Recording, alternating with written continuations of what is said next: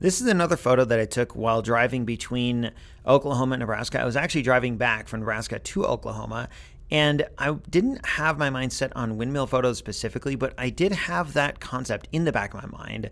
Several months ago, I posted a couple photos that I took during a similar drive, and I specifically was wanting windmill photos during this other trip. And I had my eye out the whole time for windmill photos. And this time, not as much. I mean, I had my camera, my D750, 7200, my X100F. I had some camera stuff with me, and I was just sort of keeping an eye out for photo opportunities in general, not necessarily windmills. And when I saw this, I drove past it, and I thought, well, that's kind of interesting, but I've already got some windmill pictures. And almost every time I hear that voice, it's kind of like a red flag that, wait a second, I need to get a picture of whatever that was. Just because I have some windmill pictures doesn't mean that I've shot every windmill picture I'm ever going to take. And I'll probably take a lot more windmill pictures because I enjoy them. And so might as well. So I pulled over, turned around, got the camera out, and I'm really glad I did, because on this picture, there's something here that's missing from the other windmill pictures I've taken. In fact, I think most of the windmill pictures I've taken, which is the background. There's this bluff way back there, and I don't know how far back that is, but having that back there gives you a sense of how big this place is, this Midwest Kansas prairie. Without that back there, and I should back up to say, on the windmill photos that I posted a while ago, you don't get a sense of scale. And one of them, you actually don't see anything behind the windmill because I'm looking up at the windmill. So it exists without any context at all.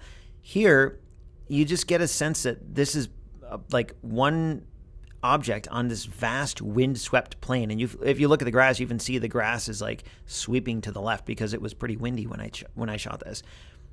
And I was able to position it myself such that the windmill was right in the middle, which I wanted that on purpose. I wanted the windmill in the middle, and I wanted that bluff kind of sweeping off to the left and that little shack on the right. And those elements together sort of combine to make this, I don't know, it's an interesting photo for me because of all these different elements, especially that bluff in the background. It almost reminds me of something out of a Coen Brothers Western, like True Grit or Buster Scruggs. And I kind of wish that Wildcat logo wasn't on there. I titled the photo Wildcat Windmill, and I could do without that. I thought about removing it in Photoshop, but it is what it is.